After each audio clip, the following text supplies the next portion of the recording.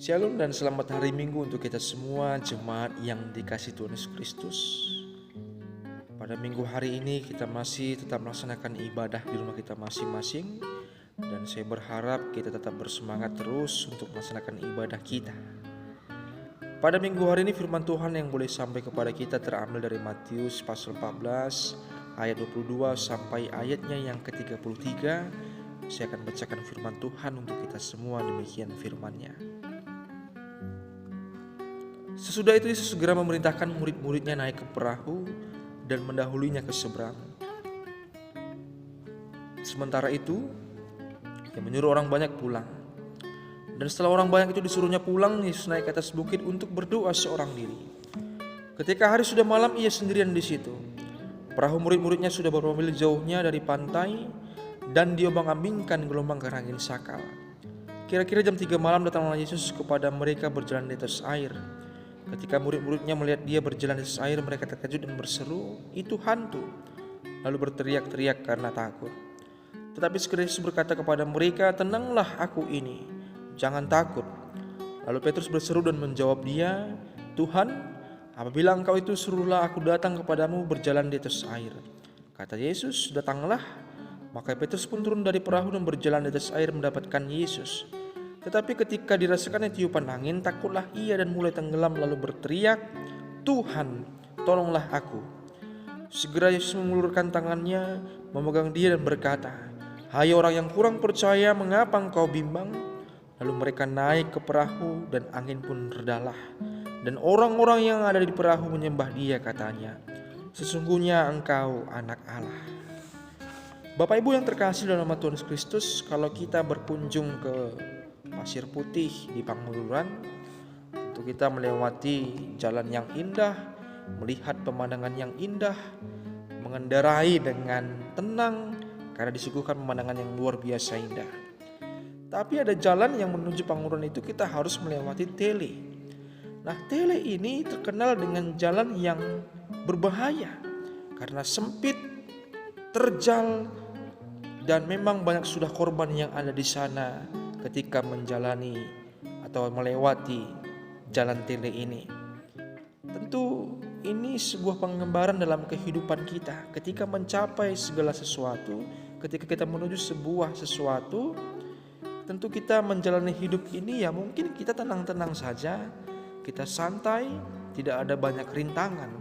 Tapi ada kalanya ketika kita menjalani kehidupan, kita harus berpikir keras, harus berkonsentrasi tinggi agar kita bisa melewati jalan tersebut ketika dalam pergumulan bisa sampai atau bisa selesai dalam menjalani pergumulan tersebut. Tentu dari semua jalan kehidupan ini, satu hal yang perlu kita ingat, baik berat pun pergumulan kita ataupun hidup kita dengan santai, kita tetap dipantau oleh Tuhan, kita tetap dibimbing oleh Tuhan dalam kehidupan kita.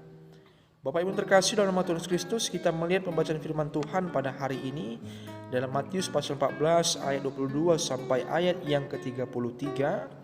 Nah, kita melihat bagaimana Tuhan Yesus itu memerintahkan para muridnya untuk mendahulinya dengan menaiki sebuah perahu, dan Tuhan Yesus naik ke atas bukit dan Dia berdoa sendirian di sana.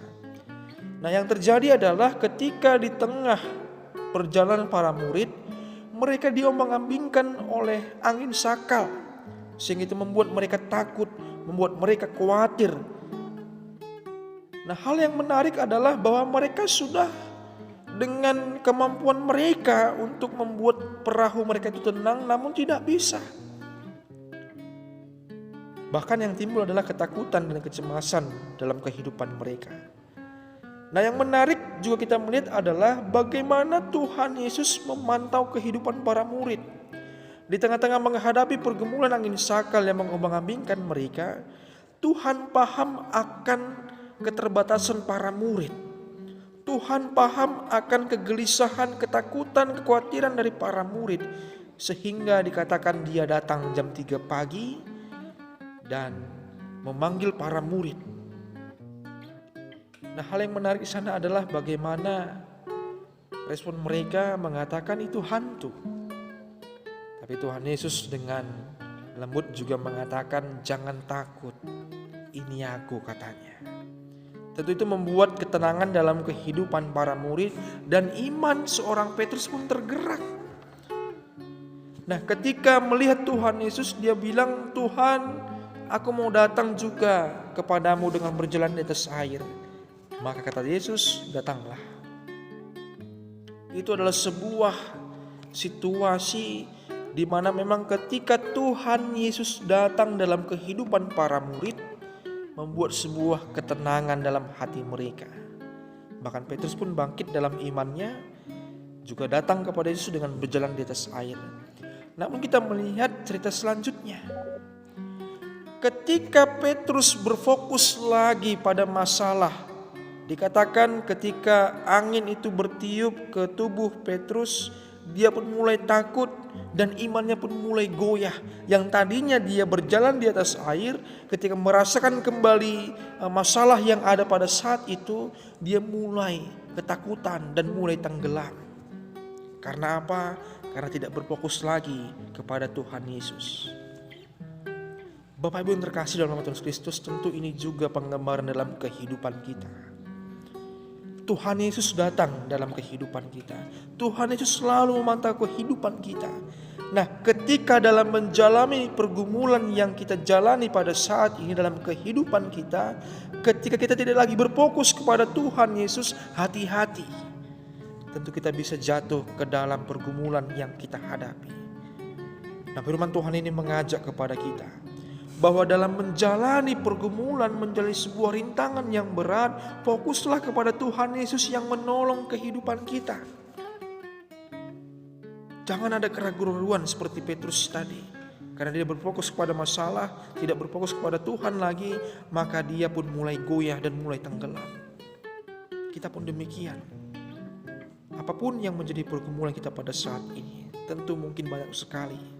Terlebih dalam menghadapi virus corona yang juga berdampak dalam perekonomian kita, berdampak dalam sebuah ketakutan yang kita alami. Mari bersama kita serahkan hidup kita kepada Tuhan, kita tetap berfokus kepada Tuhan dalam menjalani pergumulan ini. Dan pada akhir cerita dari firman Tuhan ini adalah, redalah badai itu, dan semua murid bersyukur kepada Tuhan dan memuliakan nama Tuhan. Kita juga menanti akan rencana Tuhan Yesus dalam kehidupan kita. Kita tetap berfokus kepada Tuhan Yesus, dan kita percaya bahwa masalah yang kita hadapi pada saat ini, virus corona yang kita hadapi pada saat ini, kita percaya bahwa Tuhan memberikan yang terbaik. Dan saya selalu berharap kepada semua bahwa kita akan selalu bersyukur ketika kita sudah menjalani setiap proses yang kita jalani dalam kehidupan kita. Selamat hari Minggu, selamat beribadah di rumah kita masing-masing. Kiranya Tuhan memberkati. Amin. Ada banyak rintangan, tapi ada kalanya ketika kita menjalani kehidupan, kita harus berpikir keras, harus berkonsentrasi tinggi agar kita bisa melewati jalan tersebut. Ketika dalam pergumulan bisa sampai atau bisa selesai dalam menjalani pergumulan tersebut. Tentu dari semua jalan kehidupan ini, satu hal yang perlu kita ingat, baik berat pun pergumulan kita ataupun hidup kita dengan santai, kita tetap dipantau oleh Tuhan, kita tetap dibimbing oleh Tuhan dalam kehidupan kita.